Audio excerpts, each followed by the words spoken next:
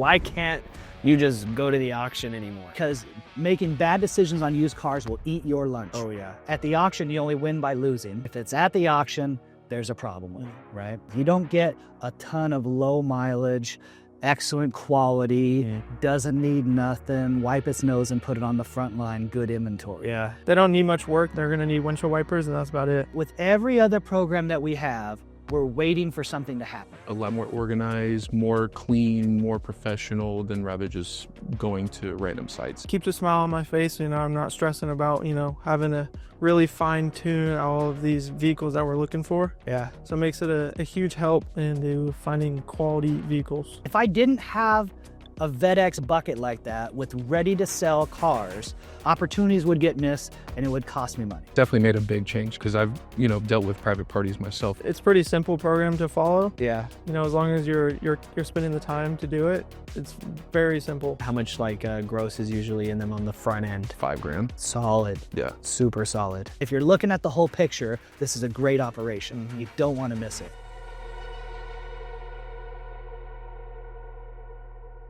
When you first started here, you guys didn't have VettX yet, correct? Correct. Okay, and so what was it like at first? Like, how were you getting your hands on these cars? We used Kelley Blue Book Instant Cash Offer, which has some benefits. It'll expose you to people who are at least looking for a number for some reason. It's not always to sell it. So you get a lot of leads. Not all of them are buyers. KBB, they don't filter nearly as much as VettX does.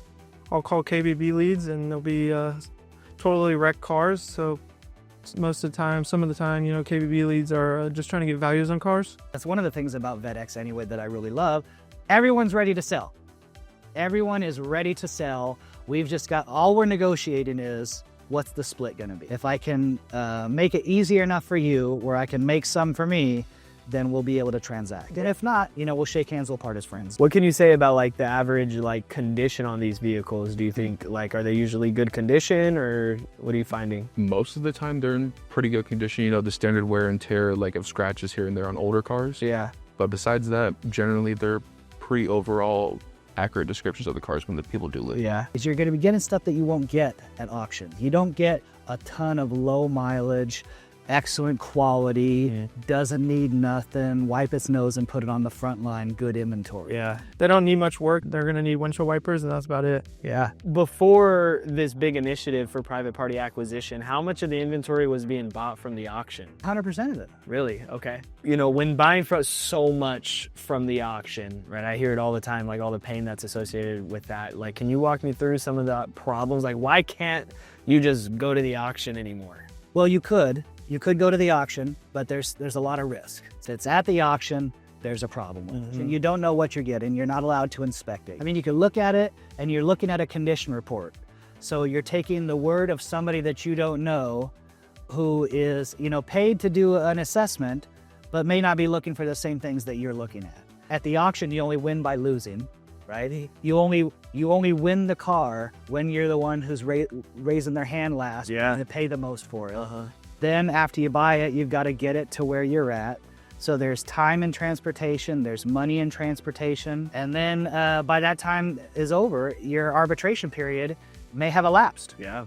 So if there is something that you find, you may not have recourse to come back and say, hey, you told me it was, but it's too late. Yeah. Whereas here, we bring them in, the customer that owns it now brings it here, lets you spend as much time as you want with it to go through it and make an offer that you feel confident with it, right? And you're not being forced or rushed.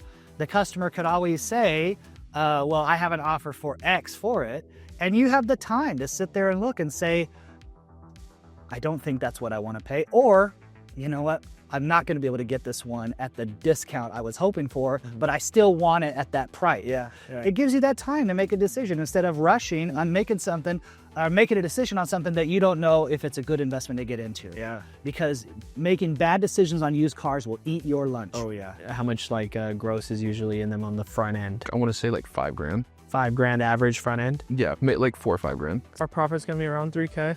Okay. Most cars we make more. Solid, super solid. We've seen grosses in the triple digits on the auction cars for an average. There's not a lot of front end gross profit in auction units, whereas I mean you're going to be at least 4 digits on VettX cars. Right? Anything you buy off the street, you're going to be at least 4 digits because you knew what you had getting into it. You were able to slow down, take a minute, get your poop in a group, and look at the market, and before you can make a decision on what you wanted to pay for that car. That's good. I like that.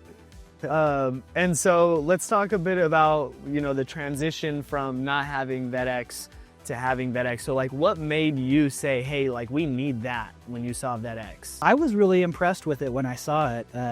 I liked the design, the layout. I liked the clamshell clippings where you could go into it, where each vehicle that was up there had a profile. I liked the bucket system where because that's really what you're doing is you're moving everything like an assembly line. I need to move it down the line, right? And not everything is going to make it to the next bucket, but the ones I have in the last bucket are ones that I could make a decision on at any time, where I could say, hey, the market's turning again, as we're seeing it turn again each day, like each month something new comes up.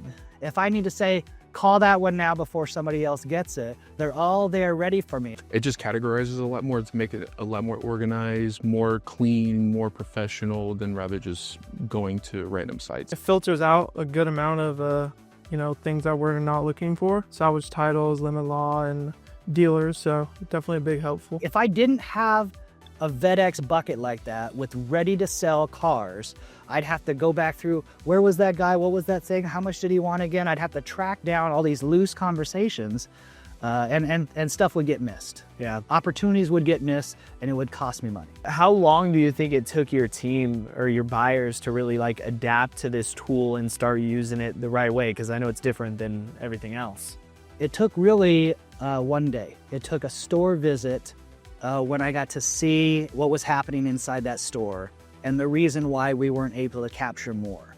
Once I saw that, it was a heart-to-heart that I had with the general manager of that store, who's now the general manager of the store that I work at, where I said, hey, here's the reality of the situation. If you're not going to step up and put the money on the cars that it deserves, what you're going to see is that car being sold across the street against you. Because before people get here, everyone's reaching out to them.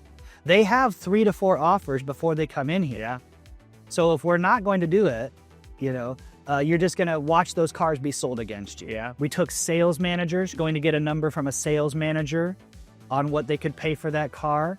Everyone wanted to put their own stamp on, oh, I was able to buy that car for less. And by the time you make the offer to the customer, it's all the way down here and nobody's saying yes to that. They say, they're so quick to blow it off. Oh, they will. They will. Give them time. No, they won't. They're done. Yeah. They're not even answering my call anymore. Somebody else. They're going to sell it to somebody else. And we just missed it. And we just missed it, yeah. But if you're thinking about it like a general manager, where I'm going to get it through the shop, I'm going to make a little money there, I'm going to make some money on the front end, and I'm going to move another warranty, and I'm going to pull another trade in. Yeah. If you're looking at the whole picture, this is a great operation. You don't want to miss it. Absolutely. And if you're not putting the right money on cars, you will. Since adopting VettX, what increase have you seen in like volume of acquisitions? None of these stores were buying anything in January. These 7 stores couldn't account for 7 car purchases. Wow. In January. And last month we were at, it's not a record or anything, but we cracked triple digits. We broke 115 was our first month of triple digits. We're pacing to do that again this month. And I think that is just foundational. I think a year from now, we're gonna be laughing at, remember when we were proud to get over 100, right? Yeah. Because now that it's like the snowball effect, right? The bigger one becomes bigger. And soon moving down the line, it's huge, right? Now we know how to buy, we know the things to say and what we have to do to take it step by step, to move it bucket by bucket. Biggest thing is getting somebody to the store, right? Once you can get them to the store, everything else is immaterial. Yeah. You're gonna buy the car, Yeah. right? How's the training been overall? Training has been, I would say, a big part of it. And the reason I say this is because the most similar thing I built to something like this was a program we used at AutoNation called EMT. And they called it EMT was Equity Mining Tool. It was this same thing. It was getting people out of their old car into the new car to get better trades with high grosses, right? The same thing happened with that happens with this. These people get relegated to a small, dark corner of the building where nobody talks to them. They're a one-person department. Everybody leaves them alone. Oh, who? Oh, that guy? Yeah, he's in the back corner over there. When you're a one-person department and you start feeling bad, you have nobody to go talk to. The feedback loop. Right. And people wonder why they fail so much and why they go through buyers so often is because they're in there working by themselves and you don't even want to go talk to them, right?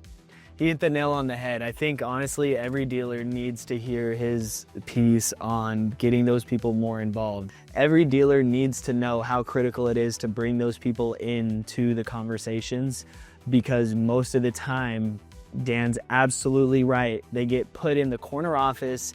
I've had so many scenarios where, you know, it was somebody who was in the accounting department who had like lost their job and they didn't have any other place for her. So they're like, maybe she'll do good here. Right. And this is such an important role at the dealership, right? We're agreeing that the money's made in the acquisition, yet we're just kind of throwing somebody at it saying, good luck. I would say one of the biggest things, the training is crucial, right? They have to know that, hey, somebody that works in a store 10 miles down the road from you is going through the same struggles, but here's the successes that they have. Because you never know, it could be the next call. We were just doing our thing in here. I brought my new guy in here, Jay, and I swear I made 3 calls. The 3rd call was to a lady going to sell her car to CarMax. Wow. And I said, well, why don't you just come over here? She said, can you get me to 25 on my car? And her offer was 21. I said, I don't know. We ended up settling at 23. Right? And I said, Jay, I'm going to put this is going to be your lucky deal, right? Jay, did we buy that car? We bought that car, yeah? And that truck's sitting out on our front lot now. Let's go. First day. Awesome, man. What's your biggest win since implementing VettX? Like, what made you want to celebrate? With every other program that we have, we're waiting for something to happen. With everything that we offer, the best we can do on a slow day is wait for that ping to come. Without having VettX, it was kind of a headache finding these cars that are, you know, up to standard to what we're looking for. With VettX, it gave us an opportunity to proactively pursue everything that was out there. Keeps a smile on my face, you know, I'm not stressing about, you know, having to really fine tune all of these vehicles that we're looking for. Yeah. So it makes it a huge help into finding quality vehicles. The thing to me, the biggest success story is that now I feel like I've got work for everybody all day long. Whereas everyone on VettX, every single person that I click on is selling their car. Yep. That's the only thing they're doing. Even if it was a dealer, they're still selling a car. Yeah. That if I wanted to just pay what they were offering to load up on cars, I could theoretically go buy every single piece of inventory out there. If I had to start a lot from nothing, I could just raise what I'm willing to pay and start my lot from nothing. I could dial it up and turn it on right now. Yeah. Where I don't have that option with anything else on the market. Yeah.